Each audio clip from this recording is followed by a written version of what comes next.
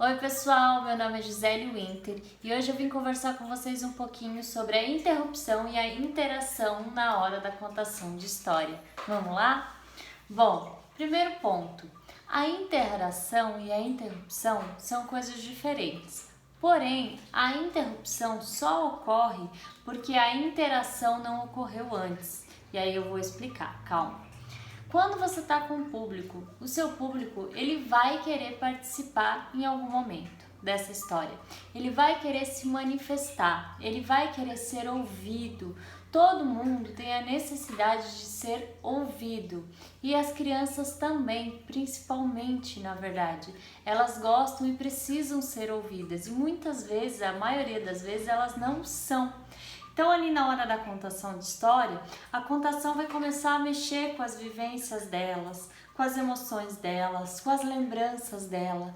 E aí vão vir várias coisas na mente da criança. Por que a criança pede para repetir a mesma história várias vezes? Vocês já pararam para perceber? Principalmente crianças menores, elas pedem sempre para a gente repetir a mesma história várias vezes. Não é porque ela não prestou atenção ou é porque ela é muito apaixonada por aquela história. Também, ela gostou da história, mas não é apenas isso. Durante a contação, a criança se dispersa. A mente dela, de acordo com as vivências dela, vai para vários lugares com as informações que você vai trazendo ali durante a história. Então, por isso, às vezes ela perde pedaços da história, por isso que ela pede para você contar novamente, porque ela entende que ela não aproveitou aquela história por completo e ela sabe que tem partes faltando, então ela pede para você repetir, para ela prestar atenção nas partes que ela não prestou, e aí isso vai acontecer novamente.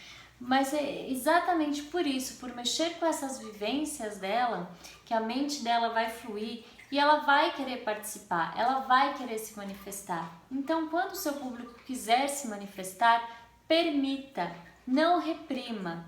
Eu brinco muito e é até engraçado, mas eu falo que o Senta lá Cláudia não funciona, gente. E realmente o Senta lá Cláudia não funciona. Não adianta você implorar por silêncio, você implorar por atenção, você, senta por favor, não, para fulano. Isso não vai funcionar na hora da história. Você tem que propor interações antes das interrupções acontecerem, porque se você propõe as interações, o seu público ele vai se sentir ouvido, ele já vai ter se manifestado, então as interrupções não vão ocorrer, né? Então é muito legal, por exemplo, se você está com um público muito agitado, você sabe que é um público bem agitado ou que naquele momento você percebeu que está muito agitado, você começar a contação de história propondo alguma brincadeira, algum jogo lúdico, alguma música, alguma dança, algo onde você vai extravasar primeiro a energia com esse seu público, você vai deixar eles colocarem essa energia para fora, para depois sim você trazer eles para a história, porque a criança ela não precisa e nem deve ficar o tempo todo calada durante a contação de história. Pelo contrário, gente, eu sei que talvez para algumas pessoas isso seja um pouco estranho, né? Porque sempre a gente está tentando sempre fazer o nosso público ficar calado, mas isso não é o mais correto, assim, não é o mais adequado, vamos dizer assim, não é correto, não é bem a palavra, não é o mais adequado. O adequado para nós aqui do É Hora de História é deixar esse seu público participar, é fazer ele ter essa troca junto com você. E aí como fazer isso? Propondo coisas, por exemplo, durante a história se colocar como narrador confuso e aí ela foi lá.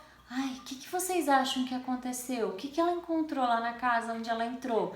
E deixar o seu público te dar essa devolutiva do que eles acham que aconteceu lá.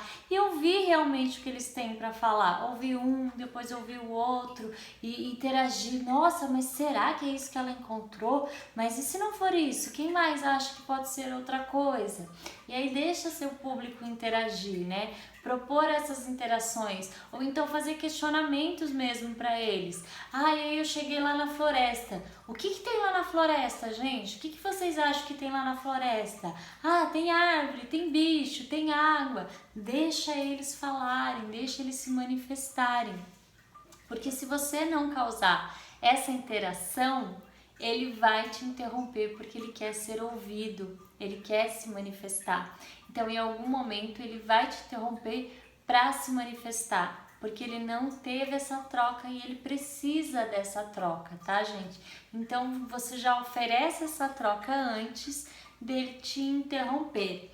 Aí me perguntam muito também, ai Gi, mas e quando o meu público me interrompe com alguma informação que não tem absolutamente nada a ver com a história? Sei lá, eu tô contando uma história X e do nada o meu público me interrompe falando, ai, ontem eu fui de carro pro mercado, Isso acontece muito e é por causa daquilo que eu estava explicando no começo do vídeo.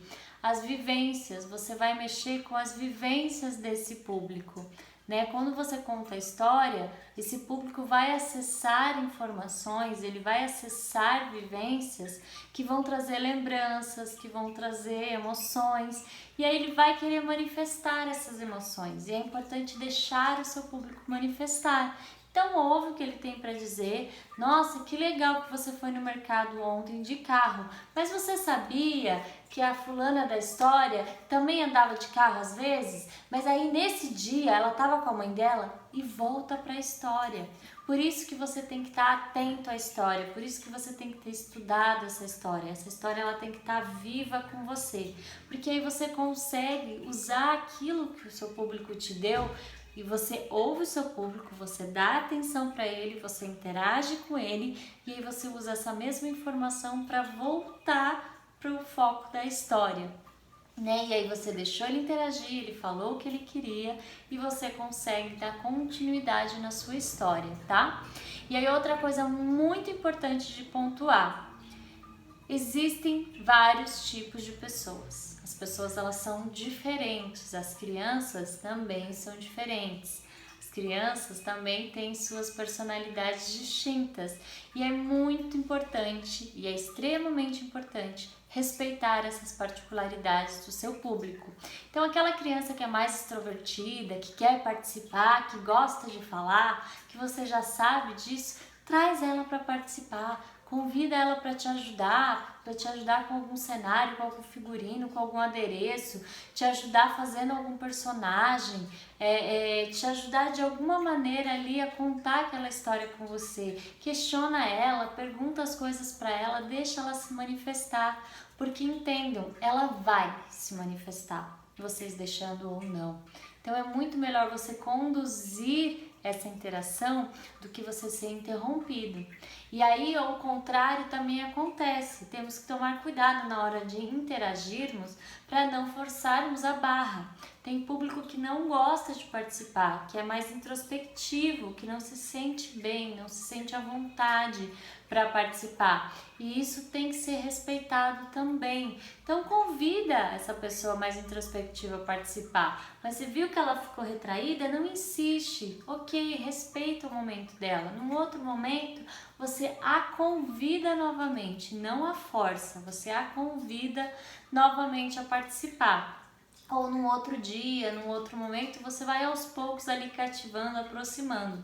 Mesmo assim, mesmo fazendo esse processo de aproximação, tem pessoas que não querem participar, que não gostam, crianças também. E tá tudo bem, é na personalidade da pessoa, né? Não tem nada de errado. Então, ter essa percepção de perceber essas diferenças e respeitar essas diferenças ali na hora da interação é muito importante, tá, gente?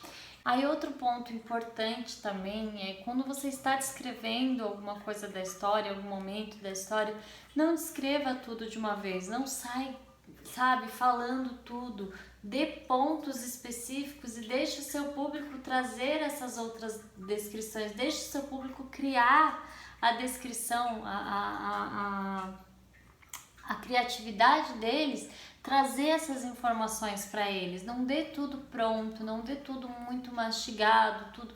Deixa a criatividade, a imaginação das crianças falarem. E aí como que você faz isso? Quando você está descrevendo, dê mais pausas, sabe? É um momento, principalmente quando você está descrevendo um lugar, descrevendo uma cena, descrevendo alguém, uma situação, é o melhor momento para você participar com eles, para você deixar eles interagirem, para você questionar.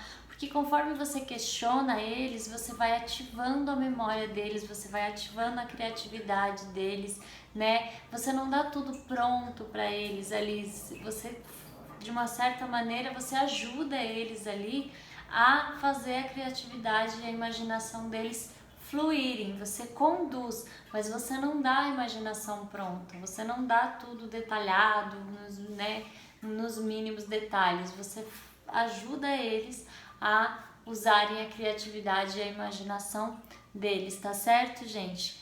Bom, esse é o recadinho que eu tinha para vocês hoje, espero ter ajudado vocês. E novamente, deixem o público de vocês interagirem. Quando você causa as interações, você evita as interrupções, que não são tão desejadas por nós, né, contadores, porque realmente ali, se você tá numa concentração, às vezes você acaba perdendo o foco, e aí é complicado.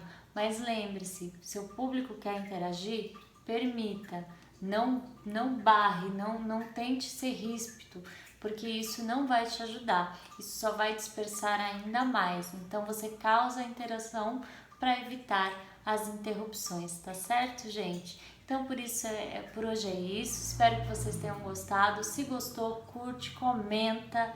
Se você tem outra dica aqui para lidar com as interrupções ou dicas de interações, coloca aqui. Se tiver pergunta também, coloca aqui nos comentários que a gente vai responder vocês.